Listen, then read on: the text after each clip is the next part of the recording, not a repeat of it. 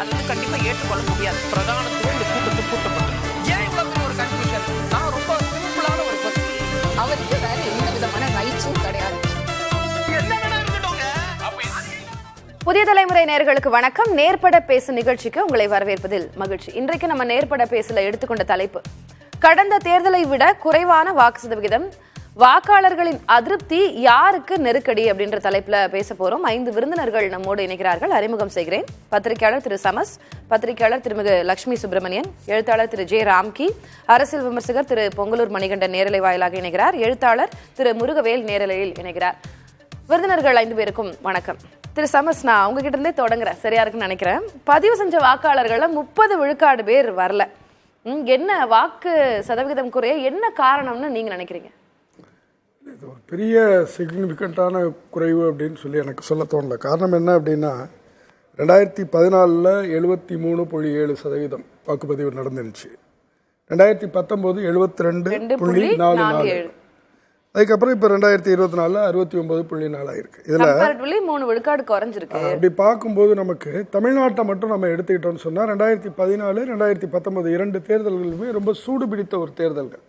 2014 காலகட்டம் அப்படிங்கிறது உங்களுக்கு தெரியும். திமுக தனியாக நின்றுச்சு, காங்கிரஸ் தனியாக நின்றுச்சு. அன்றைக்கி திமுக வந்து ரொம்ப பலகீனப்பட்டுருச்சு, காங்கிரஸும் அப்படி தான். 2014 கடுமையான அதிருப்தி எல்லாம் இருந்துச்சு. அப்போ தான் மோடி எழுந்து வராரு. இங்கே வந்து பாஜக ஒரு பெரிய கூட்டணி அமைச்சிருந்துச்சு, பாமகவோட தேமுதிகவோட.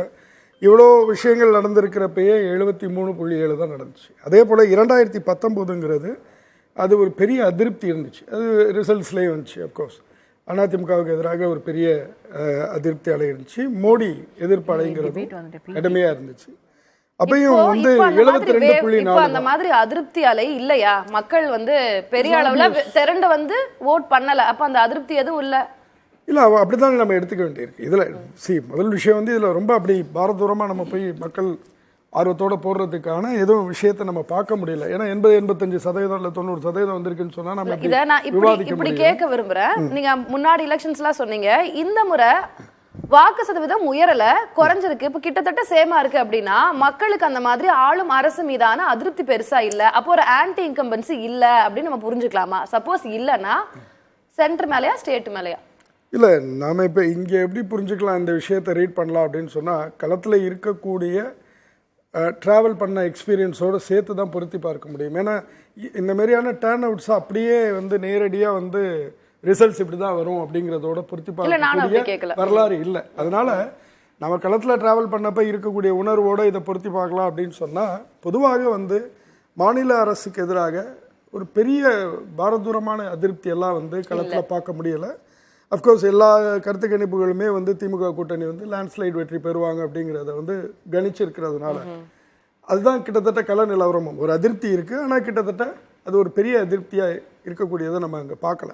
அதே சமயம் எப்போதுமே 2014 2019 2 தேர்தல்கள்லையுமே பாஜகவுக்கு எதிரான மத்தியில் வந்து பாஜக ஏனைய பகுதிகளில் எழும்போது இங்கே வந்து அதற்கு ஒரு எதிர்ப்பு அலை, மோடி குறிப்பாக ஆன்டி மோடி வேவ் அப்படிங்கிறது ஒரு ஃபேக்டராக இருந்துச்சுங்கிறத நம்ம பார்த்தோம். பட் அதுவுமே இந்த வாட்டி வந்து இங்கே வந்து திமுக பலமாக இருக்கும்போது ஒன்றும் பெரிய அளவில் போய் அடித்து நான் போட்டு தான் இது எல்லாத்தையும் மாற்ற போகிறோங்கிற மாதிரியான அளவுக்கான மாநில அளவிலும் சரி மத்திய அளவிலும் சரி அப்படியான ஒரு பெரிய அப்ப இந்த அனாலிசிஸ் வந்து மக்களுக்கு ஏற்கனவே தெரிஞ்சிருக்கு, ரிசல்ட் ஆல்ரெடி தெரிஞ்சிருக்கு, இங்க இவங்க தான் வரப்போறாங்க, அவங்க வரப்போறாங்க, அதனால நம்ம போட்டு ஒன்றும் மாற போறது இல்லை.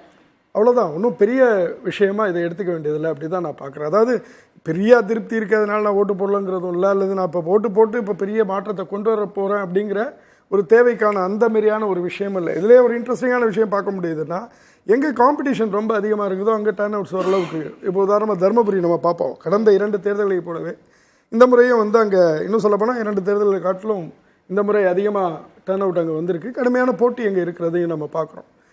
ஸோ அந்த மாதிரியான சில இடங்களில் அந்த விஷயத்தை பார்க்க முடியுது. இன்னொரு விஷயம் வந்து எங்கெல்லாம் ஓட்டு குறைந்து இருக்கிறது அப்படிங்கிறதுல நகர்ப்புறம் கிராமப்புறம் சார்ந்த விஷயங்கள். இது ஒரு மல்டிபிள் ஃபேக்டர்ஸ். நம்ம நேரடியாக வந்து இந்த விஷயத்தை கொண்டு போய் வந்து ரிசல்ட்ஸோடு பொருத்தி பார்க்கிறதை காட்டிலும் மல்டிபிள் ஃபேக்டர்ஸ். இது ஏன் ஓட்டு போடல அப்படிங்கிறது, 3 நாள் விடுமுறைக்காக போகிற ஆட்களை வந்து என்ன நம்ம பண்ண முடியும்? அப்படி போன ஒரு கூட்டமும் இருக்குது. லீவ் போட்டு சேர்த்தாப்பில் போயிட்டு வருவோம், ஊரில் போயிட்டு போவோம் அப்படின்னு போன ஒரு கூட்டமும் இருக்குது. அப்புறம் வந்து நீங்கள் வந்து நகர்ப்புறங்களில் இருக்கிற ஆட்கள் வந்து அவர்களுடைய ஓட்டு வந்து தொடர்ந்து குறைஞ்சிட்டு இருக்கிறத பார்க்குறோம். கிராமப்புறங்களில் போகிறது இதெல்லாம் வந்து நம்ம வந்து சமூகவியல் ஆய்வோட தான் பார்க்கணும் அப்படின்னு நினைக்கிறேன். நான் என்ன நினைக்கிறேன் அப்படின்னா நான் புரிஞ்சுக்கிறேன், அந்த கருத்தை நான் வாங்கிக்கிறேன். இப்ப பல்வேறு காரணிகளால வாக்கு சதவீதம் குறைஞ்சிருக்கு. இந்த குறைஞ்ச விழுக்காடு அப்படி இந்த குறைவான வாக்குப்பதிவு அப்படின்றது யாருக்கு சாதகத்தை கொடுக்கும்? இல்லை, அதுதான் சொல்கிறேன். அது மாதிரியான ஒரு டிசிஷனுக்கு இந்த ஓட்டுப்பதிவை வச்சு நம்மளால் போக முடியும் அப்படின்னு எனக்கு தோணல. இது கிட்டத்தட்ட வந்து அதுதான் நான் சொல்கிறேன். இப்போ ஒரு 80% 85% வந்து ஓட்டு விழுந்திருக்குன்னா அதை வந்து நாம் பார்க்குறதுக்கு அதில் ரியலாகவே ப்ளே இருக்குது. காரணம் என்ன அப்படின்னா, முதல் தலைமுறை வாக்காளர்கள் வராங்க. அவங்க எந்த அளவுக்கு என்ன மாதிரியான விஷயங்களோட வராங்கங்கிறத பார்க்கலாம். முன்னாடி நம்ம களத்துக்கு போன அனுபவங்களோட அதை ஒப்பிட்டு பார்க்கறதுக்கு வாய்ப்பு இருக்குது. இது வந்து இது ரொம்ப குறைவாக நான் பார்க்கல. அதாவது ஒரு பெரிய மாறுபாடு பெருசாக உயர்ந்துருச்சுனோ பெருசாக குறைஞ்சிருக்கணும். இது ஒரு போக்கில் அப்படியே ஒரு புரியுது. நீங்க வந்து முதல் தலைமுறை வாக்காளர்கள் குறித்து சொன்னீங்க. அப்போ இந்த டேட்டா வச்சு முதல் தலைமுறை வாக்காளர்கள் பெரிய அளவுல வரல அப்படின்னு நம்ம புரிஞ்சுக்கலாமா? அவங்க வந்து அவங்கள ஈர்க்க முடியல அப்படின்னு புரிஞ்சுக்கலாமா? இல்லை, முதல் தலைமுறை வாக்காளர்கள் வரல அப்படிங்கிறது இல்லை, அவர்களை முழுமையாக கொண்டு வரல. ஆனால் ஒரு விஷயத்தை வந்து கவனிக்க முடிஞ்சிச்சு. என்னன்னு சொன்னால், நேற்று காலையிலேருந்து இருந்த நகர்வுகளை பார்க்கும்போது மதியத்துக்கு அப்புறம் வந்து வாக்குப்பதிவுங்கிறது பல இடங்களில் ரொம்ப சூடாக நடந்துச்சு. அப்போ வந்து இன்னும் சொல்லப்போனால் கட்சிகள் வந்து அவர்களுடைய ஆதரவாளர்கள் மட்டும் இல்லாமல் ஓட்டு போடாமல் இருக்கிறவங்கள எப்படியாவது ஓட்டு போட வைக்கணுங்கிறதுல ரொம்ப ஸ்ட்ரெயின் எடுத்துக்கிட்டு ஒர்க் பண்ணி வந்து போட வச்சாங்க. அதனால இது வந்து பல தரப்பு காரணிகள் தான் இதில் நிறைஞ்சிருக்கிறா நினைக்கிறேன். தவிர நான் ரிசல்ட்டோட போய் இதை பெருசாக ஒப்பிட்டு பார்க்கறது கூட குறைச்ச இல்லை. சரி, நான் புரிஞ்சுக்கிறேன். திரு முருகவேல், உங்ககிட்ட கேட்க விரும்புகிறேன். பெரிய அளவில் புதிய இல்லை அதிக வாக்காளர்களை ஈர்க்க முடியல அப்படின்ற ஒரு விஷயம். இப்போ ஸ்டாலின், இபிஎஸ், பிரதமர் மோடி ஆகட்டும், அவங்க பல்வேறு கட்டங்களில் பிரச்சாரம் பண்ணாங்க. அவங்களுடைய பிரச்சாரம் அதிக அளவிலான வாக்காளர்களை ஈர்க்க தவறிடுச்சோ? அவங்களுடைய பிரச்சாரம் பெரிய அளவில் எடுபடலையோ? இல்ல, எப்பவுமே இந்த ஒரு 25-30% பேர் வந்து ஓட்டு போட வராம இருக்கிறது வழக்கம்தான். இது 2 விதமான ஆட்கள் இதுல இருப்பாங்க. ஒண்ணு வந்து தேர்தலை பத்தி கொஞ்சம் கூட கவலையே படாத எலைட்ஸ். இன்னொரு பிரிவு வந்து poorest of the poor. Election வந்து அவங்களுக்கு எந்த விதத்திலயும் அவங்கள பாதிக்காதது. மைக்ரண்ட் லேபர்ஸ், வேறு பகுதிகளுக்கு வந்து வேலைக்கு போனவங்க, ஒரு நாள் கூட வேலையை விட்டுட்டு வெளியே வர முடியாதவங்க, அதை பத்தின அவேர்னஸே கொஞ்சம் கூட இல்லாதவங்க, இவங்க கிட்ட இன்னமும் இந்த கட்சிகள் போய் சேரல அப்படிங்கறத தான் இது வந்து காட்டுது. ஏன்னா கட்சிகளை சேர்ந்தவங்க எல்லாம் வந்து எல்லாரையும் கட்சிகள் வந்து 50 பேருக்கு ஒரு பொறுப்பாளர் அப்படின்னு எல்லாம் போட்டு கொண்டு வந்து சேர்த்திட்டாங்க. ஆனா இந்த அன்ஆர்கனைஸ்டு செக்டர்ஸ் இருக்காங்க இல்லைங்களா? இப்போ கிராமங்கள்ல இருந்து நகரங்கள்ல வந்து அதுக்கான ரொம்ப ஒதுக்குப்புறமான பகுதிகளில் குடியிருந்துட்டு வேலை செய்யறவங்க, இவங்களை எல்லாத்தையும் இன்னும் ஆர்கனைஸ் பண்ணி எலெக்ஷனுக்கு கூட்டிட்டு வர்ற அளவுக்கு கட்சிகளுடைய பிடி வந்து அதிகமாகல அப்படிங்கிறது தான் வந்து காட்டுது. இன்னமும் அந்த மக்கள் வந்து ஒதுக்கப்பட்டவங்களா, புறக்கணிக்கப்பட்டவங்களா பிடி அங்க அதிகமாகலன்னா கட்சிகள் நீங்க எந்த கட்சிகளை சொல்றீங்க? எல்லா கட்சியுமே, இப்ப திமுகவையும் எடுத்துக்கலாம், பிஜேபியும் எடுத்துக்கலாம். எல்லா ஆர்கனைஸ்டு அன்ஆர்கனைஸ்டு மக்கள் கிட்டையும் செல்வாக்கு பெற்றதா இருக்கிற அதிமுக கூட இந்த மக்கள் கிட்ட வந்து இல்ல. இப்ப வந்து மதுரையில இருந்து கோயம்புத்தூர்ல வந்து வேலையா செய்யறாங்க. இவங்க வந்து திருப்பியும் ஒரு நாள் போயிட்டு திருப்பியும் வரணும். இதெல்லாம் வந்து இதுக்கான செலவு, அந்த ஒரு நாள் லீவு, இது எல்லாத்தையும் வந்து அரசு எந்த பொறுப்பும் எடுத்துக்காம அவங்க தலையிலேயே போடுது. இப்ப அவங்களுக்கு அது சாத்தியம் இல்லை. இதுக்காக செலவழிக்கணுமா அப்படின்னு சொல்லி யோசிக்கிறாங்க. இப்ப பிராங்க்ஃபர்ட்ல இருந்து இங்க வந்து ஓட்டு போடுறவங்க இருக்கிறாங்க. ஆனா அதே நேரத்துல வந்து மதுரையில இருந்தோ திருநெல்வேலியில இருந்தோ வந்து ஓட்டு போட முடியாத நிலைமையில இருக்கிற மக்களும் வந்து இருக்கிறாங்க. சோ இந்த மாதிரியான சமயங்கள்ல எல்லா கட்சிகளுமே பேசுறத வச்சு ஒரு விஷயம் இப்படி புரிஞ்சுக்கலாமா நான் கேக்குறேன். அதிமுக, திமுக பிரதான கட்சிகள் பெரிய அளவுல செலவழிக்க வேண்டாம் களப்பணிக்காக அப்படின்னு முடிவு பண்ணிட்டாங்கன்னு நம்ம புரிஞ்சுக்கலாமா? செலவழிக்கிறது வந்து அவங்களுக்கு குறிப்பா கட்டாயம் நம்மளுக்கு ஓட்டு போடுவாங்க அப்படிங்கிறவங்களுக்கு அவங்க செலவழிச்சுட்டு தான் இருக்கிறாங்க. அதிமுக, பிஜேபி, திமுக எல்லாரும் செலவழிக்கிறாங்க, எல்லா கட்சிகளும் செலவழிக்குது. ஆனா அதே நேரத்துல இந்த மக்கள் கிட்ட வந்து அவங்களுக்கு வந்து கான்டாக்டே இல்லாம இருக்கு. இந்த மக்கள் இவங்க யாருன்னே தெரியறது இல்ல. அவங்களுக்கு முறையான பேப்பர்ஸ் வந்து இருக்கிறது இல்ல. கட்சிகள் கிட்ட டேட்டாஸ் இருக்கணும் இல்லைங்களா? அதுக்குள்ள வந்து இவங்க வந்து இந்த ஜனங்க வர்றதே இல்லை. அப்புறம் இவங்களுக்கு எதுக்காக செலவழிக்கணும்? அந்த பணம் அப்படிங்கறது வந்து இப்ப நீங்க வந்து ஒருத்தர் கோயம்புத்தூர்ல இருந்து மதுரையில போய் ஓட்டு போட்டு திரும்பி வரணும். நீங்க சொல்றத நான் புரிஞ்சுக்கிறேன். திமுக, அதிமுக இந்த மாதிரி கட்சிகள் அவங்க எப்பவுமே ஒரு டேட்டாவோட தானே இருப்பாங்க. அவங்க கிட்டயே ஒரு அன்ஆர்கனைஸ் செக்டர் மக்கள் கொடுத்த டேட்டா இல்லைன்னா அது எப்படி புரிஞ்சுக்கிறதுன்னு தெரியல. டேட்டாக்கு வெளியே இருக்கிறவங்களும் ஏராளமானவங்க இருக்காங்க. நேரடி தொடர்புல இல்லாதவங்களும், தினசரி பார்க்காதவங்க. இப்ப ஓட்டர் லிஸ்ட்ல வந்து நிறைய பேர்கள் வந்து இருக்கும். ஆனா அந்த பேர்கள் இருக்கவங்கள ஒரு தடவை கூட மூஞ்சிய பார்க்காதவங்க இருப்பாங்க. ஏன்னா வேற ஊர்ல வேலை செய்யறாங்க. இன்னைக்கு வந்து மைக்ரண்ட் லேபர்ஸோட தொகை வந்து மிகப்பெரிய அளவுக்கு வந்து அதிகமா இருக்கு. கிராமங்கள்ல இருந்து நகரங்களை நோக்கி வர்றது மிகப்பெரிய அளவுக்கு வந்து அதிகமா இருக்கு. இந்த ஜனங்கள் தான் ஓட்டு போடாதவங்கள வந்து அதிகமா இருப்பாங்க. அதனால இவங்களை போட வைக்கிறதுல வந்து எல்லா கட்சிகளுக்கும் தோல்விதான். இவங்க மேல பெரிய அளவுக்கு அக்கறையும் இல்லை. ஏன்னா இவங்க புவரஸ்ட் ஆஃப் த புவர். சரி, சமஸ் சொன்னதை வச்சு நான் அந்த கேள்வி கேட்கிறேன். பெரிய அளவுல மக்களுக்கு வந்து ஒரு அதிருப்தி இல்ல, இப்படிதான் இருக்க போகுதுன்னு மக்களுக்கு தெரியும் அப்படின்னு சொன்னாரு. அதை எப்படி பாக்குறீங்க? என்ன உங்களுடைய பார்வை என்ன? பெரிய அளவுல மக்களுக்கு அதிருப்தி இல்லைன்னு புரிஞ்சுக்கலாமா? அதிருப்தி அப்படின்னு சொன்னா சின்ன சின்ன குறைகள் ஆளுங்கட்சிகள் மேல, இப்ப மாநிலத்துல ஆட்சியில இருக்கிற திமுக மேல எல்லாம் இருக்குதான் செய்யும்.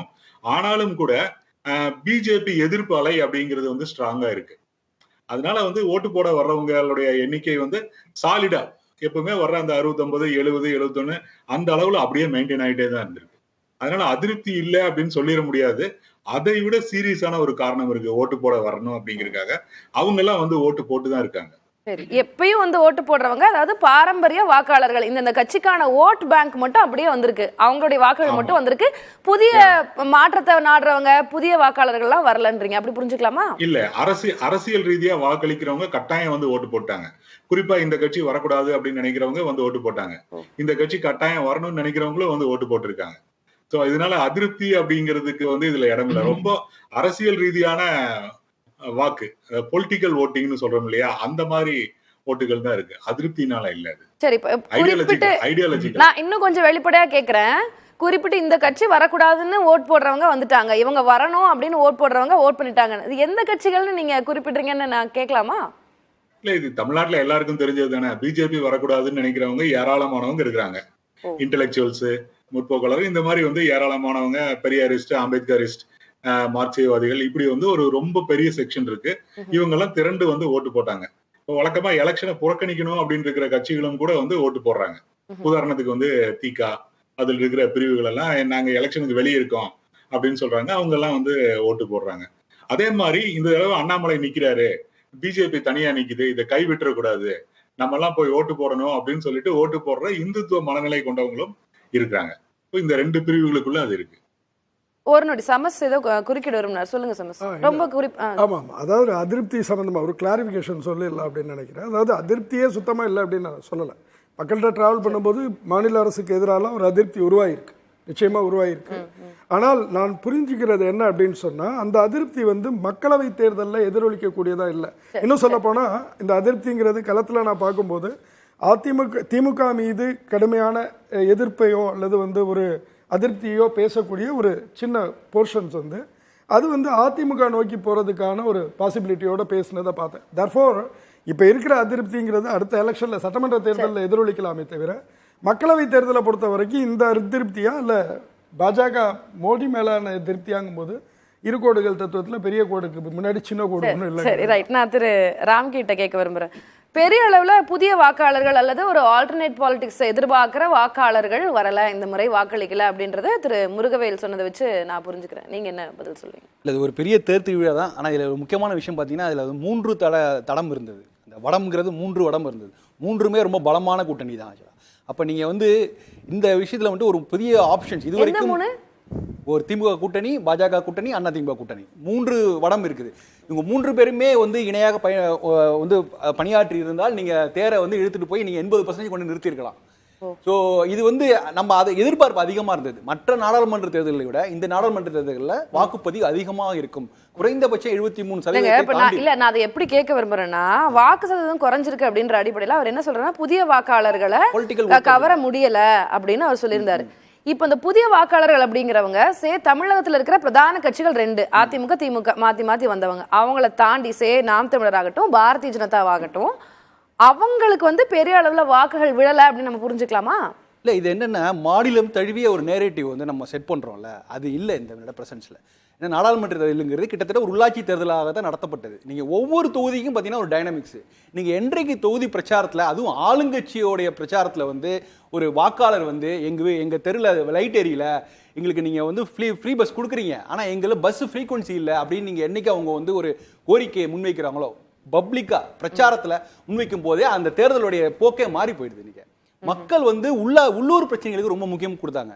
நான் தொடர்ந்து சொல்லிட்டு இருந்தேன், நாடாளுமன்றங்கிறது அடிப்படையில் தமிழ்நாடுடைய பாஸ்ட் ரெக்கார்டு பார்த்தீங்கன்னா உள்ளூர் பிரச்சனைகளை மையப்படுத்தி தான் முடிவு எடுக்கிறார்கள். இன்றைக்கு உள்ளூர் பிரச்சனைகளை சார்ந்து இன்னொரு உள்ளாட்சி தேர்தல் லெவலில் இறங்கியிருக்காங்க மக்கள்.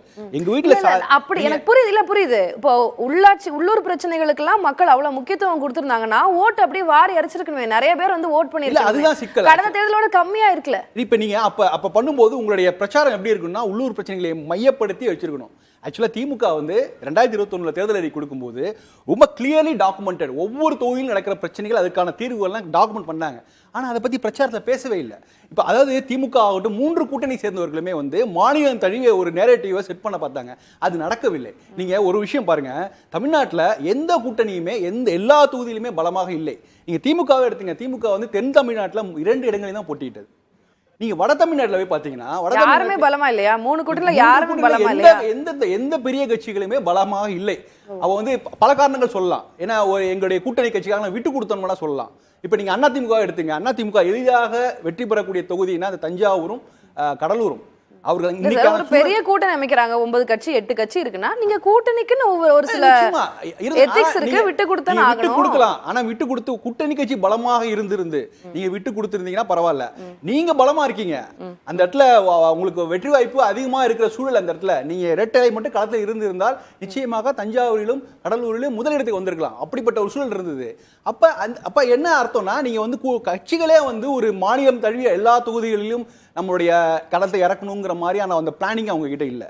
நீங்க நிறைய இடங்கள்ல வந்து வாய்ப்புகள் நிறைய கொடுக்கப்பட்டன. அதெல்லாம் வந்து வெற்றிங்கிறது அடுத்த விஷயம். நீங்க வந்து இப்ப அதிமுக வந்து தன்னுடைய 2வது இடத்துக்கு வரணும், இல்ல தன்னுடைய செல்வாக்கு நிரூபிக்கணும்னா நீங்க இந்த சம்பந்தப்பட்ட தஞ்சாவூர்ல வெற்றி பெறவில்லை என்றாலும் 2வது இடத்துக்கு வந்தீங்கன்னா உங்களுக்கு பெரிய கணிசமான வாய்ப்பு இருக்கு. ஏன்னா தஞ்சாவூரில் வந்து எடப்பாடிக்கு எதிரான அதிமுக அதிகமாக இருக்கக்கூடிய தொகுதியாக நம்பப்படுகிறது. இப்போ அதிமுக பிஜேபி அவங்க ஆல்ரெடி கூட்டணில இருந்து பிரிஞ்சுட்டாங்க, தனித்தனி கூட்டணி ஆயிட்டாங்க. இப்போ 2வது இடத்துக்கு கூட அதிமுக வர முடியாது. அவங்க அதுக்கு போட்டியிடலன்றீங்க. அதுக்கு 2வது இடத்துக்கு கூட அவங்க ட்ரை பண்ணலன்றீங்க. இல்ல அதுதான் நீங்க இப்போ வந்து ஒண்ணு இல்ல, ரொம்ப சிம்பிள். நம்ம கிட்ட இருக்கிறது 40 தொகுதிகள் தான். 40 தொகுதியில ஒவ்வொரு தொகுதியிலுமே ஒவ்வொரு டைனமிக்ஸ், ஒவ்வொரு தொகுதியிலும் எடுத்து பார்க்கலாம்.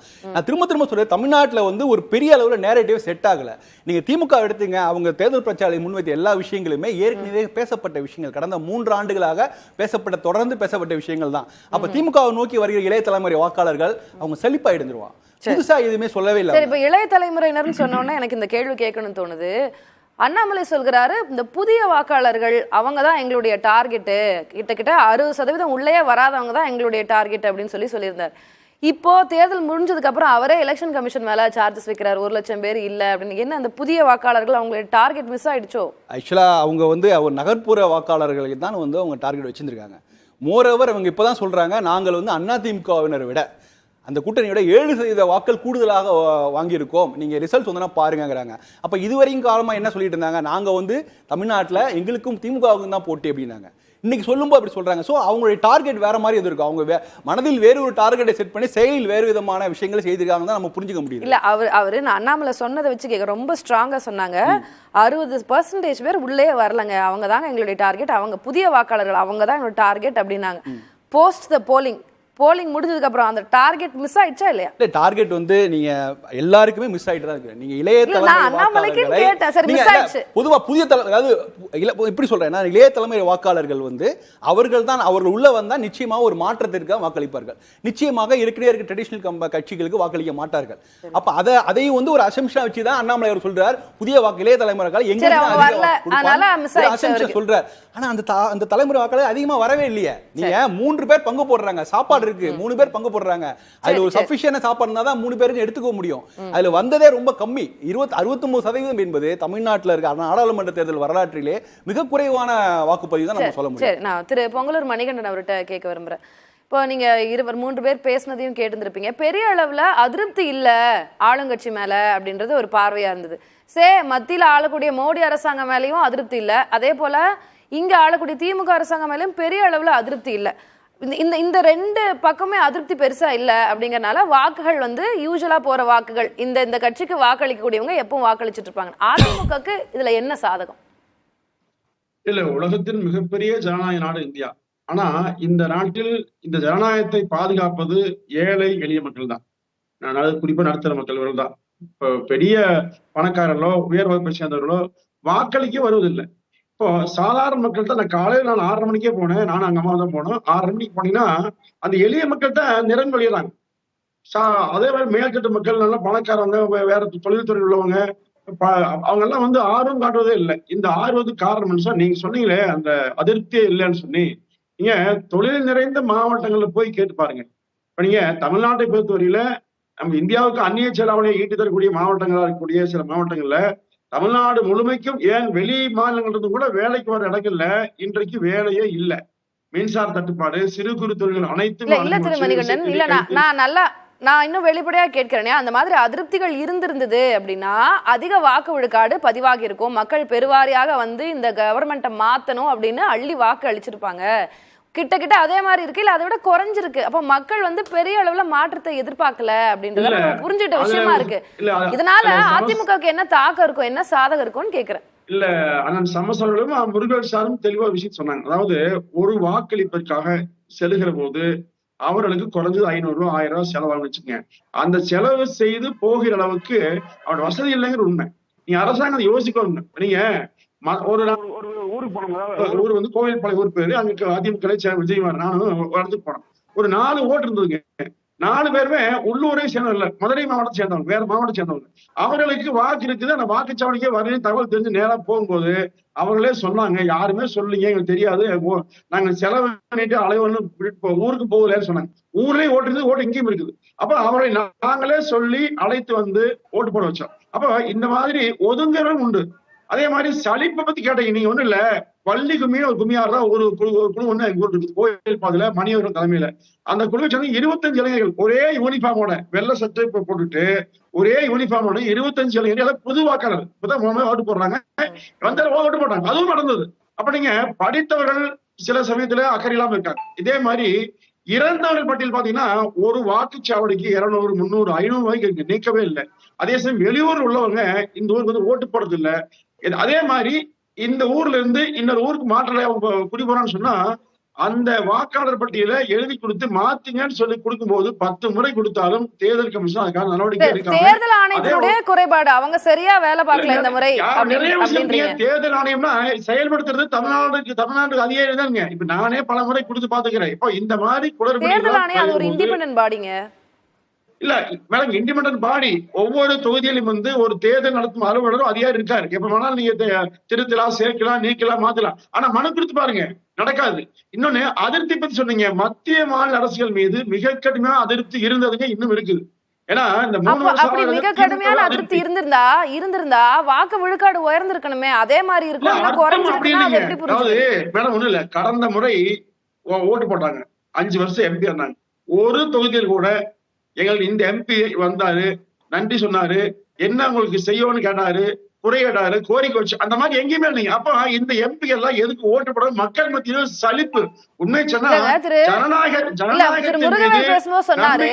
இல்ல மக்கள் மத்தியில சலிப்புன்றதை தாண்டி மக்களுக்கு ஏற்கனவே தெரிஞ்சிருக்கு இது மாறாது, இப்படிதான் இருக்கும் ரிசல்ட் அப்படின்றதுல மக்கள் ஏற்கனவே தெளிவா இருக்காங்க. அதனால அவங்க வந்து ஓட்டு போடாம இருந்திருப்பாங்க. 69.46% ஓட்டு மொத்தமா விழுந்திருக்கு தமிழ்நாடு முழுவதும். இப்ப 69% இந்த கட்சி தான் முழுசா வரி உதவி வெட்டி எப்படி சொல்லுவீங்க? இங்க மாறலாங்களா? அது யாரு ரகசியம் யாரும் தெரியாது. அதுவல்ல, புதிதாக அது ஏற்கனவே ஓட்டு போட்டவங்க, ஏற்கனவே வாக்குறுதி கொடுத்தவங்க ஒரு ஊருக்கு போனா இதே சென்ற முறை அரசியல் கட்சிகளே களப்பணி ஆற்ற தயாரா இல்ல இந்த முறை. பெருசா அவங்க மக்களை சென்று சேர்ந்து களப்பணி செய்ய தயாரா இல்ல, கட்சிகள் வந்து செலவழிக்க தயாரா இல்ல அப்படின்றாங்க. இல்ல அரசியல் கட்சிகள் உண்மை சொன்னா அவரோட கட்சிக்கு வந்து வாக்கு அதிகமா சேகரிக்கணும் மிக தீவிரமா இருந்தாங்க. எந்த கட்சி குறைய தனியா பார்க்கல, குறை சொல்லல. உண்மையில எல்லாருமே அவரவர் சக்திக்கு உட்பட்டு பண்ணாங்க. இப்ப நீங்க புதிய வாக்காளர், புதிய குடி வர்றவங்க, அது வெளியூர் குடி போயிட்டவங்க, அல்லது படிச்சு வேலை போய் வெளிநாட்டுக்கு போனவங்க, இறந்தவங்க, இந்த மாதிரி பட்டியல் அதிகமா இருக்கும். என்ன பண்ணுவீங்க? அவர்களை சேகரிப்பதும் சிரமமா, வாக்களை கொண்டு வரவும் சிரமங்க. இப்ப ஒண்ணு இல்ல, ஒரு ஊர்ல இருக்கிற ஒரு போய் நிர்வாகிகள் போய் 10 வாக்காளர் போய் கூட்டியாருன்னு சொன்னா அது யாருக்கு செலவு பண்றது? இந்த மாதிரி சிக்கல் அரசியல் கட்சிக்கு மேற்கொள்ளுது. அப்போ இது வந்து தேர்தல் ஆணையமே முடிவெடுத்து விழிப்புணர்வு உருவாக்கி 100% வாக்குகளை அளிப்பதற்கு முயற்சி பண்ணணும். இன்னொன்று, ஒரே ஒரு வாக்குச்சாவடி எங்க ஊர் வச்சுங்க, இந்த வாக்குச்சாவடி 100 பேர் இருக்கான்னு சொன்னா 70 பேர் ஓட்டு போட்டாங்க, 30 பேர் போறேன்னு சொன்னா எனக்கு தெளிவா தெரியுங்க, யாரு போல எனக்கு தெரியும். நான் ஒவ்வொரு பேரும் வாக்கு அளிக்கிற போதும் செக் பண்றேன். திரு பொங்கலூர் மணி நான் புரிஞ்சுக்கலாம், களப்பணி ஆடுறதுக்கு அங்க ஆள் இல்ல அப்படி, அதிமுக மாதிரி கட்டமைப்பு இருக்கக்கூடிய ஒரு பிரதான கட்சி வந்து ஆள் இல்ல அப்படின்னு சொல்றது எனக்கு ரொம்ப ஆச்சரியமா இருக்கு. ஓகே ஓகே, அது மூவ் ஆன். இல்ல நான் வரேன், நான் அடுத்த செக்மெண்ட்ல வரேன், நான் வரேன் திரு. அதாவது நீங்க மேடம் ஒண்ணு இல்ல, வாயில சொல்றது சொல்லுவாங்க, நடைமுறையில அது நம்ம மிகவும் கஷ்டம். வாக்காளர் எங்கேயோ இருப்பாங்க. ஒண்ணு இல்ல, எங்க ஊர் 10 பேர் தேடி போனீங்கன்னா 10 பேர் இளவு போயிட்டாங்க, ஒரு டெத்து போயிட்டாங்க, ஆளே இல்ல. சரி சரி, நம்ம ரொம்ப நுணுக்கமான எக்ஸாம்பிள்ஸ் போக வேண்டாம். நடைமுறை சிக்கல் இருக்கு, அதான் உண்மை. ரைட், நம்ம பேசலாம் சார். திருமிகு லட்சுமி, நீங்க வந்து இந்த எலெக்ஷன்ஸ்க்காக உங்களுடைய களப்பணி ரொம்ப எக்ஸ்டென்சிவா நீங்க பண்ணிருப்பீங்க. அதுல நீங்க பார்த்திருந்திருப்பீங்க, கட்சிகளே வந்து பெரிய அளவுல செலவு பண்ணவோ களப்பணிக்காக செலவு பண்ண தயாரா இல்ல அப்படின்றது ஒரு பார்வை. கட்சிகளே அப்படி சுணக்கமா தான் இருந்திருக்கா? நம்ம இதை வந்து கட்சிகளினுடைய களப்பணி அப்படின்றதோட சுருக்கிடக்கூடாது. இது வந்து நிறைய காரணங்கள் இருக்கலாம். ஓட்டர் டர்ன் அவுட் எப்போதும் 70க்கு மேலே இருந்த ஓட்டர் டர்ன் அவுட், அதாவது கடந்த 3-4 தேர்தல்களாக 70, 71, 72 அந்த அளவில் 73% வரைக்கும் இருந்த ஓட்டர் டர்ன் அவுட் இந்த முறை குறைஞ்சிருக்கு. அப்படின்றதுக்கு கட்சிகள் வந்து வெளியில் போகலை, அவங்க ஒர்க் பண்ணல, இல்லை வந்து மக்களை நேரடியாக சந்திக்கலை. இது வந்து ஒரு காரணமாக இருக்கலாம். ஆனால் இதுக்கு நிறைய காரணங்கள் உண்டு. முதல்ல வந்து எலெக்ஷன் கமிஷனை நம்ம முதல்ல கேள்வி கேட்டே ஆகணும். நீங்கள் வந்து இண்டிபெண்ட் பாடின்னு சொல்கிறீங்க. ஆமாம், இண்டிபெண்ட் பாடி தான்.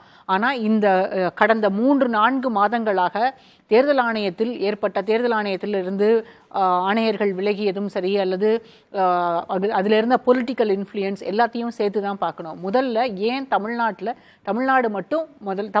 இன்னும், அதாவது ஒரு 102 தொகுதிகள் மட்டும், இந்த 102 தொகுதிகள் இந்தியா முழுக்க எல்லா தொகுதிகளுமே பெரும்பாலும் ரூரல், அதாவது தமிழ்நாடு தவிர மற்ற இடங்களில், மற்ற மாநிலங்களில் இருந்த தொகுதிகள் எல்லாம் பெரும்பாலும் ரூரல் மைனாரிட்டிஸ் அதிகமாக இருக்கக்கூடிய கான்ஸ்டிடுவன்சிஸ். ஸோ அதிருப்தி மக்களுக்கு, அதை மத்திய அரசாங்கத்துக்கு எதிராக வாக்களிக்கக்கூடிய மனநிலையில் இருக்கிறது எல்லாத்தையும் ஃபர்ஸ்ட் ஃபேஸில் முடிச்சாச்சு. அப்போது இது வந்து முதல்ல வெள்ளிக்கிழமை சூஸ் பண்ணது மிகப்பெரிய தவறு. ஒரு லாங் வீக்கெண்ட் வருது, இது மிகப்பெரிய தவறு. இரண்டாவது வந்து நீங்கள் வந்து ரயில்களில் எல்லாம் பார்த்துருப்பீங்க, வெளியூருக்கு போகிறது எவ்வளோ பெரிய சிக்கலாக இருந்தது. வாக்களிக்க போகிறவங்களுக்கு அந்த டிரான்ஸ்போர்ட் ஃபெசிலிட்டியை எந்த அரசாங்கமும், நான் மத்திய அரசாங்கத்தையும் குறை சொல்லுவேன், மாநில அரசாங்கத்தையும் குறை சொல்லுவேன். ஏன்னா ரயில்கள் வந்து மத்திய அரசாங்கத்தினுடைய கட்டுப்பாட்டில் வருது. அப்போது ரயிலில் நம்ம வந்தே பாரத் பேசலாம், தேஜாஸ் எக்ஸ்பிரஸ் பேசலாம், நாங்கள் வந்து அதிவேக ரயில்கள் எல்லாம் விட்டுருக்கோம்னு சொல்லலாம். ஆனால் எப்போ தேவையோ அந்த தேவைக்கு தகுந்த மாதிரி அடிஷ்னலான கோச்சஸோ இல்லை அடிஷ்னலான டிக்கெட்ஸோ நம்மளால் எடுக்க முடியல அப்படின்றது ஒரு மிகப்பெரிய வருத்தம். அடுத்தது, நேற்று ரொம்ப ஸ்பெசிஃபிக்காக ஒரு எக்ஸாம்பிள் சொல்லணும்னா, நேற்று வந்து கோயம்புத்தூர்லேருந்து தென் மாவட்டங்களுக்கு போகணும்னு நினைச்சவங்க நேற்று போராட்டம் நடத்தினாங்க. அங்கே எலெக்ஷன் காலையில் அங்கேருந்து புறப்பட்டு மதியம் அங்கே ஊர்களுக்கு போய் வாக்களிக்கணும்னு நினைச்சவங்க எல்லாருமே போராட்டம் நடத்தினாங்க. கிட்டத்தட்ட 700க்கும் மேற்பட்டவர்கள் அந்த போராட்டத்தில் இருந்தாங்க. அப்போ மக்களுக்கான டிரான்ஸ்போர்ட் ஃபெசிலிட்டிஸை 2 அரசாங்கங்களும், மத்திய அரசாங்கமும் சரி மாநில அரசாங்கமும் சரி சரிவர செய்து கொடுக்கல. இது ஒன்று. இன்னொன்று வந்து நம்ம என்ன நினைக்கிறோம், எல்லா இடங்கள்லையும் வாக்காளர்கள் வந்து அவங்களுக்கு வந்து கட்சிகள் போய் சேரலை, இல்லை வந்து வழக்கமாக அந்த கேஷ் ஃபார் ஓட்ஸ்க்கான டிஸ்ட்ரிபியூஷன், கேஷ் ஃபார் ஓட்ஸ் வந்து பெரிய அளவில் இல்லை, அதனால இந்த முறை வாக்களிக்க போகலை அப்படின்னு. அப்படி வந்து இதை வந்து ரொம்ப சிறுமைப்படுத்திடக்கூடாதுன்னு நான் நினைக்கிறேன். ஏன்னா எலெக்ஷன் கமிஷனை பொறுத்த வரைக்கும் எலக்ட்ரல் ரோல்ஸை வந்து பப்ளிஷ் பண்ணுறாங்க. ஆனால் பழைய கன்வென்ஷனல் மெத்தாடாலஜிஸ் எங்கேயுமே கிடையாது. முன்ன வந்து நேரடியாக சரிபார்ப்பு நடக்கும். இப்போ வந்து அந்த நேரடி சரிபார்ப்பு, வாக்காளர் பட்டியலில் இருக்கக்கூடியவங்க இப்போ இடம்பெயர்ந்து மாறி போயிட்டாங்க அப்படின்னாலோ, இல்லை வாக்காளர் அந்த பகுதியில் அவங்க இல்லை, அவங்க வந்து மறைஞ்சிட்டாங்க, இல்லை வேறு additional voters, first time voters யாராவது வராங்க அப்படின்னா அந்த நேரடியாக போய் சரிபார்க்கிறதோ இல்லை நேரடியாக இன்க்ளூட் பண்ணுறதோ இல்லை டிலீட் பண்ணுறதோ நடக்கிறது கிடையாது.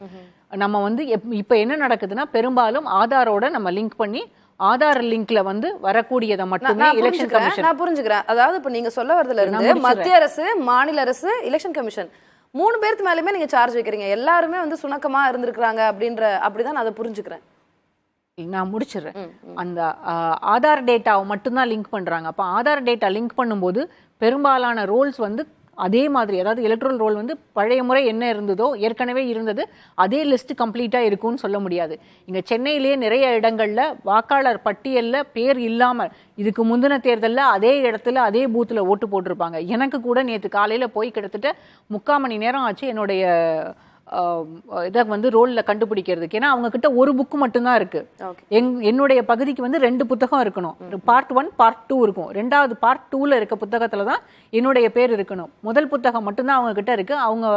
அங்க இருக்க போலிங் பூத்தில் இருக்க அவங்க என்ன சொல்லிட்டாங்க, இல்லை அவங்க பேர் இல்லை, நீங்கள் ஓட்டு போட முடியாது, உங்களுக்கு பூத் ஸ்லிப் கிடையாது அப்படின்னு சொல்லிட்டாங்க.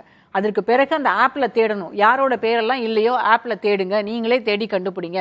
இப்போ உங்களுக்கும் எனக்கும் நம்மளால தேட முடியும். நம்ம ஃபோன் எடுத்துகிட்டு போயிருப்போம், இல்லை வந்து வீட்டுக்கு வந்து கூட திரும்பவும் ஃபோன்லேயோ இல்லை சிஸ்டம்லேயோ தேடி கண்டுபிடிச்சி நம்பர் எடுத்து நம்ம என்ன பார்ட் நம்பர் என்ன பூத் நம்பர் என்ன எல்லாத்தையும் நம்ம எடுத்துட்டு போய் நம்ம போடலாம். இது மாதிரி இல்லாதவங்க என்ன செய்யலாம்? எதனால இந்த குளறுபடின்னு நான் கேட்கிறேன். அதுதான், அதை வந்து எலெக்ஷன் கமிஷனை தான் சார்ஜ் பண்ணணும், வேற யாரையுமே நீங்க சார்ஜ் பண்ண முடியாது. அவசர கதியில நீங்க வந்து டேட்டை வந்து அனௌன்ஸ் பண்ணிட்டு ஒரு கிட்டத்தட்ட அனௌன்ஸ்மெண்ட்ல இருந்து இன்னைக்கு எவ்வளவு சீக்கிரம் போல்ஸ் முடிச்சிட்டாங்க பாருங்க. நான் புரிஞ்சுக்கிறதுக்காக கேக்குறேன், ஃபர்ஸ்ட் ஃபேஸா எலெக்ஷன் வச்சிருக்காங்க இந்த தொகுதிகளுக்கு எலக்ட்ரல் ரோல்ஸ் வந்து ஏற்கனவே பப்ளிஷ் பண்ணாங்க இல்லன்னு நான் கேக்குறேன். நான் என்னோட புரிதலுக்காக கேக்குறேன், வீக்கெண்ட்ல வச்சிருக்க கூடாது, ஃப்ரைடே இந்த மாதிரி டிராவல் இஷ்யூஸ் இதெல்லாம் இருக்கு, இப்போ இதெல்லாம் பிளான் பண்ணி பண்ணாங்க அப்படின்னு சொல்றீங்களா? இந்த ஃபர்ஸ்ட் ஃபேஸ் ஆஃப் எலெக்ஷன் இதெல்லாம் தவிர்த்திருக்க கூடாது அப்படின்னு. அதாவது இதெல்லாமே தவிர்த்திருக்க கூடியவை. நான் முதல்ல உங்களுக்கு ஏற்கனவே நான் குற்றச்சாட்டா சொல்லல, அதிருப்தி எதிராக வாக்களிக்கக்கூடிய மாநிலமாக இருக்கட்டும் இல்லை தொகுதிகளாக இருக்கட்டும் எல்லாத்தையும் ஃபர்ஸ்ட் ஃபேஸ்ல முடிச்சுட்டாங்கன்னு நான் சொன்னேன். அதை நீங்க உங்களுடைய புரிதலுக்கே நான் விட்டுறேன், நீங்க எப்படி வேணுமோ அதை நீங்க புரிஞ்சுக்குங்க. அதுல நேரடியாவே அதுக்கு அர்த்தம் வந்துருது. அது வந்து நீங்க அதுக்கு நிறைய கண்ணுக்கு அது மூக்கெல்லாம் வைக்க வேண்டாம், அது நேரடியான அர்த்தமே வந்துருது. இன்னொன்று பெரிய பிரச்சனை என்னன்னா, ஓட்டர் லிஸ்ட் வந்து அந்த கன்வென்ஷனல் மெத்தடாலஜியில் இப்போ வந்து நம்ம வெரிஃபை பண்றது கிடையாது. ஆதாரோட லிங்க் பண்றதுனால யார் ஆதாரை லிங்க் பண்ணியிருக்காங்களோ இல்லை ஆதார் வெரிஃபிகேஷன்ல வரும்போது அதோட சேர்ந்து வரக்கூடிய ஓட்டர் ஐடியை மட்டும் ரோல்ல நம்ம இருக்கிறத பார்த்துக்கிறோம். இன்னொரு பெரிய சிக்கல் என்னன்னா, எல்லா கட்சிகளுமே டேட்டா எடுப்பாங்க. தேர்தல் அப்படின்னா 6-7 மாதங்களுக்கு முன்பாகவே எல்லா கட்சிகளும் டேட்டா எடுத்திருப்பாங்க. அவங்களுக்கு வந்து வார்டு வைஸ் யாரு எந்த வீட்டில் இருக்கக்கூடியவங்க யாருக்கு வாக்களிப்பாங்க அப்படின்றது அவங்களுக்கு முழுமையாக தெரியும். ஆனா இந்த தேர்தலில் எல்லா கட்சிகளுக்குமே அந்த ஒரு மந்தம் இருந்ததுன்னு நான் சொல்றேன். நேற்றைக்கு வந்து பாரதிய ஜனதா கட்சியினுடைய மாநில தலைவர் வந்து நேற்றைக்கு சொல்றார், கிட்டத்தட்ட 1 லட்சம் வாக்காளர்கள் பட்டியலில் இல்லை. அப்ப பாரதிய ஜனதா கட்சி என்ன பண்ணாங்க? 1 லட்சம் வாக்காளர்கள் காணாம போனது நேற்று தான் தெரிஞ்சுதா? தேர்தல் அப்படின்ற போது அடுத்து 2024 மக்களவை தேர்தல் வரப்போகுது அப்படின்னு 2023 தெரியும். இப்போ கட்சிகள் வந்து அந்த எலக்ட்ரல் ரோல்ல இல்லாதவங்க இருக்கிறவங்க பார்த்து ஆட் பண்ணணும் இல்லை டிலீட் பண்ணணும், அது மாதிரியான வேலைகளை எல்லாருமே செய்திருக்கணுமா இல்லையா? ஏன் இல்லை அப்படின்ற கேள்வி வருது இல்லை. அதனால ஒரே ஒரு விஷயத்த மட்டும் நம்ம குற்றம் சாட்ட முடியாது. இன்னொன்று வந்து வழக்கமா அதிருப்தி அப்படின்னு இருந்ததுன்னா, 2 அரசுகள் மீதும் அதிருப்தி இருந்ததுன்னா ஓட்டர் டர்ன் அவுட் அதிகமா இருக்கும் யூசுவலா. அது வந்து ஒரு ஏசியமான காரணம் தான், நம்ம வழக்கமா இது பேசுறது தான். ஆனா அது மட்டுமே முடிவு பண்ணிட முடியாது. திரு முருகவேல், திருமதி லட்சுமி சுப்பிரமணியன் சொன்னதுல இருந்து எலெக்ஷன் கமிஷன் தேர்தல் ஆணையத்தினுடைய செயல்பாடுகள் மேலேயே நிறைய குற்றச்சாட்டுகளை அவங்க முன் வச்சாங்க, கேட்டிருப்பீங்க. அதே போல கட்சிகள் இந்த முறை பெரிய அளவுல இறங்கி களப்பணி ஆற்றல, கட்சிகளே வந்து சுணக்கமாக தான் இருந்திருக்கின்றன அப்படின்றாங்க. உங்களுடைய பார்வை? இல்ல, அவங்க சொன்னா சரியா தான் இருக்கும், ஒரு ஆய்வுல இருந்து அவங்க பேசுறாங்க. ஆனா நான் சொன்ன விஷயம் வந்து வேற என்ன அப்படின்னா, ஒரு 30% பேர் ஓட்டு போட வரல அப்படிங்கிறத ஒரு தேர்தல் கமிஷன் அல்லது கட்சிகளுடைய குறைபாடா அதை வந்து பார்க்க முடியாது. இப்ப வந்து ஒரு தமிழ்நாட்டுடைய நகரமயத்துடைய பிரச்சனையா அதை வந்து பார்க்கணும். மக்கள் வந்து தங்களுடைய வாழ்விடங்கள்ல இருந்து சிதறடிக்கப்பட்டிருக்கிறாங்க. தங்களுடைய கிராமங்கள்லயும் நகரங்கள்லயே கூட ஒதுக்குப்புறமான பகுதிகளில் வாழ முடியாம வேறு பகுதிகளுக்கு போக வேண்டிய ஒரு நெருக்கடி வந்து அந்த மக்களுக்கு வந்து வந்திருக்கு. புலம்பெயர் தொழிலாளிகள் அப்படின்னு நம்ம சொல்றோம் இல்லையா, மைக்ரண்ட் லேபர், அவர்களுடைய எண்ணிக்கை மிகப்பெரிய அளவுக்கு தமிழ்நாட்டுல வந்து அதிகரிச்சிருக்கு. இதையோட இணைச்சுதான் வந்து அதை பார்க்க முடியும். ஓட்டு போட முடியாதவங்க, ஓட்டு போட போகாதவங்க அப்படிங்கிறவங்க இந்த மக்கள் தான். அதனால இத கட்சிகளுடைய குறையாம மட்டுமே இதை வந்து நம்ம பார்க்க முடியாது. கட்சிகள்னால 30-25% பேரை கொண்டு வந்துடவும் முடியாது. ஆனா அவங்களுடைய வாழ்நிலையை உயர்த்துறதுல கட்சிகள் பங்கு உருப்படியா ஏதாவது செஞ்சிருக்கலாமான்னு கேட்டா கட்டாயம் செஞ்சிருக்கலாம். அதை செய்யறது இல்ல அப்படிங்கிறது நம்ம எல்லாருமே எல்லாத்து மேலேயும் வைக்கக்கூடிய ஒரு குற்றச்சாட்டு தான். அது இருக்குதான் செய்யுது. ஆனா அவங்க ஓட்டு போட வரல அப்படிங்கறத இப்படி நம்ம சுருக்க வேண்டியது இல்லை அப்படின்னு பாக்குறேன் நான். இல்ல எனக்கு புரிகிறது, நீங்க இவ்வளவு பிராக்டிகலா இத்தனை விஷயங்கள் இருக்கிறது அப்படின்னு சொல்லி பொங்கலூர் அவரும் அது மணிகண்டனும் இதே விஷயங்கள் தான் சொன்னாரு. அதை யார் சரி செஞ்சிருக்கணும்? அரசாங்கம் தான் சரி பண்ணிருக்கணும். இப்ப வந்து ஒருத்தர் வந்து வேற இடத்துல வராருன்னா மைக்ரண்ட் லேபர் ஆக்ட் அப்படின்னு சொல்லி ஒண்ணு இருக்கு. மைக்ரண்ட் லேபர் ஆக்ட் படி வந்து அவருக்கு முறையான ஒரு சம்பளம் வந்து கொடுக்கப்பட்டிருக்கணும். இப்ப நீங்க ரொம்ப சாதாரணமான ஒரு உதாரணத்தை வந்து நீங்க எடுத்துக்கீங்களேன். இப்ப பீகார்ல இருந்து ஏராளமான தொழிலாளிகள் இங்க வந்து வேலை செய்யறாங்க. ஒரு எலெக்ஷனுக்காக அவங்கனால வந்து போக முடியுமா?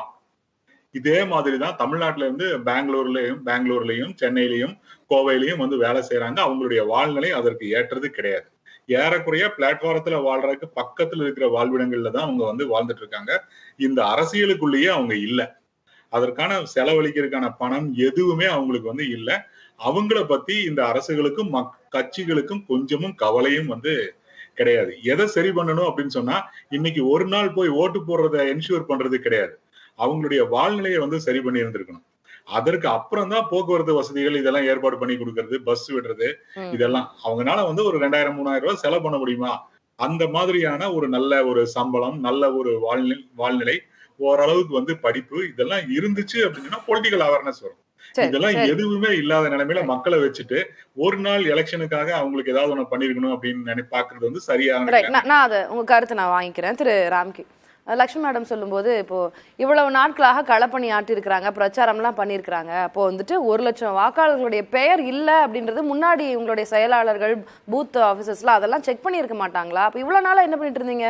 போலிங் முடிஞ்சதுக்கு அப்புறம் இப்படி ஒரு குற்றச்சாட்டை முன்வைக்கும் போது இப்போ கட்சிகள் ஒழுக்கமா வேலை பார்க்கல அப்படின்றதானே? நான் கட்சிகளை நான் குறை சொல்ல மாட்டேன். ஏன்னா நான் வந்து நீங்க பாத்தீங்கன்னா சமீபத்த காலத்துல எந்த தேர்தலுமே இல்லாத அளவுக்கு பூத் கமிட்டி மீட்டிங் நிறைய நடத்தினது 3 கட்சியுமே நடத்தினாங்க.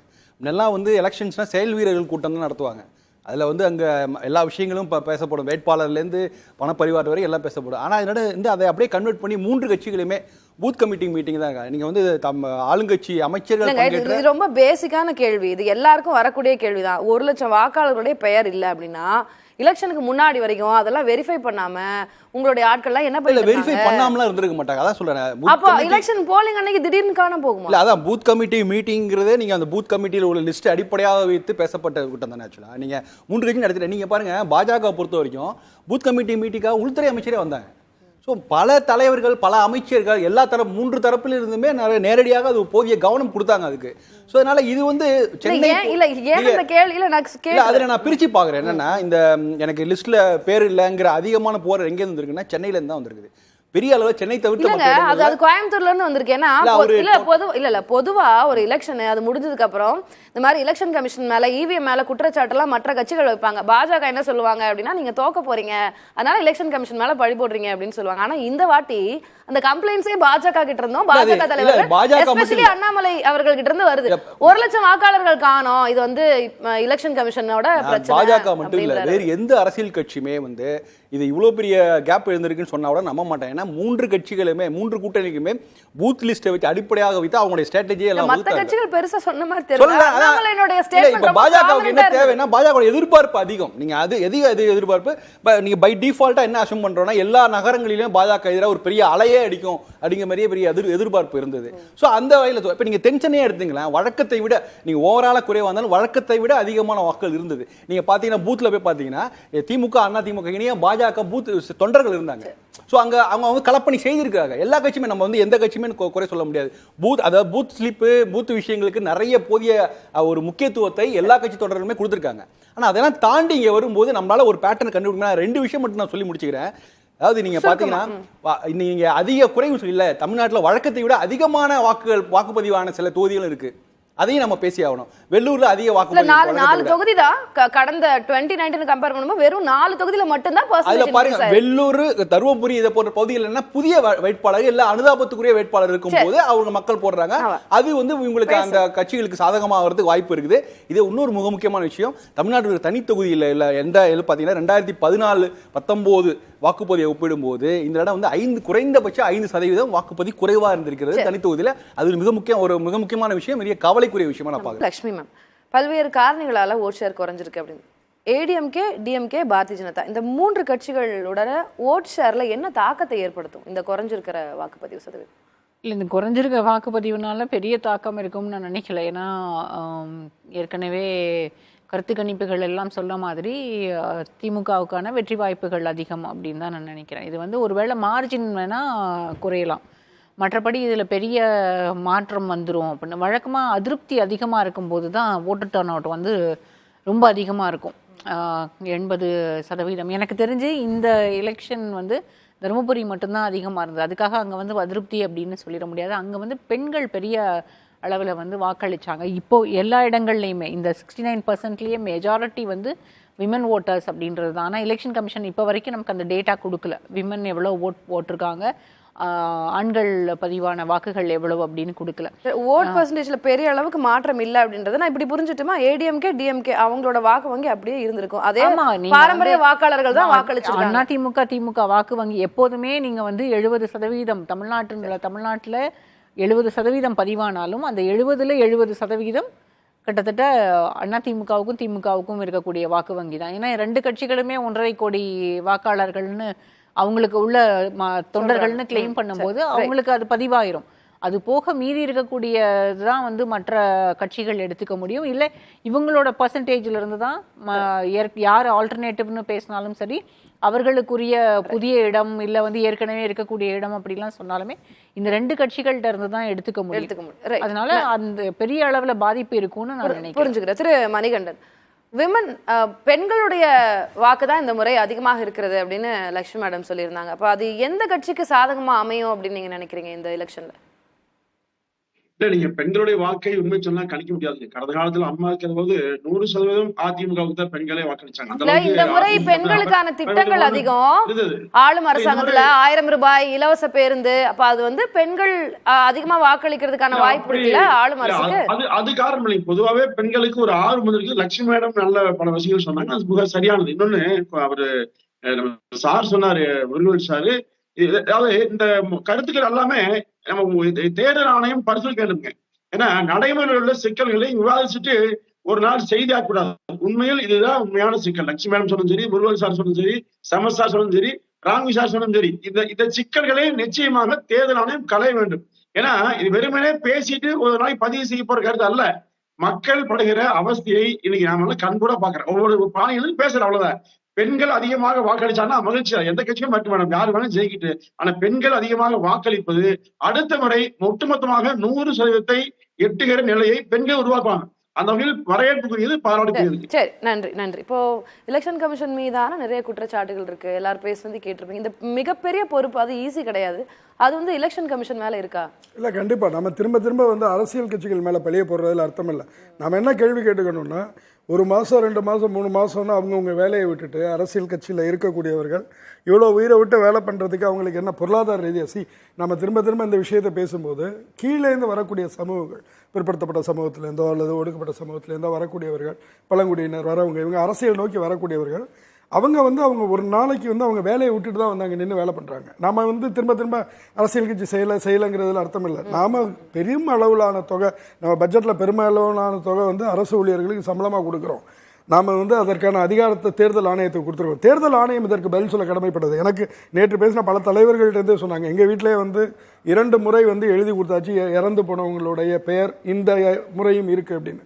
அதெல்லாம் அவ்வளோ பெருசு இருக்க முடியாது. ரெண்டாவது, இது என்னென்னா, நீங்கள் தேவையில்லாமல் இப்போ இறந்தவங்களோட பெயர் பட்டியலில் இருக்கிறது, அப்புறம் இந்த மைக்ரேஷனில் இருக்கக்கூடிய விஷயங்கள் இதெல்லாம் கலையாததுனால ஓட்டு போடலைங்கிற மாதிரியான ஒரு பெரிய சுமையும் மக்கள் மேலே நம்ம திணிக்கிறோம். உண்மையாக என்னன்னா, இப்போ உங்களுக்கு ஒன்றும் இல்லை. நீங்கள் ஒரு உதாரணத்தை வச்சுங்க. இப்போ ரேஷன் கார்டு முடிச்சிடறேன். ரேஷன் கார்டில் இன்னைக்கு நீங்கள் கைரேகை வச்சிங்கன்னா தான் உங்களுக்கு பொருட்கள் வாங்க முடியுங்கிற சூழல் வந்தாச்சு. அப்போ ஒரு குடும்பத்தில் எத்தனை பேர் இருக்கிறாங்க, உயிரோடு இருக்கிறாங்கிறது உங்கள்கிட்ட இருக்கு, அதுக்கான தரவு இருக்கு.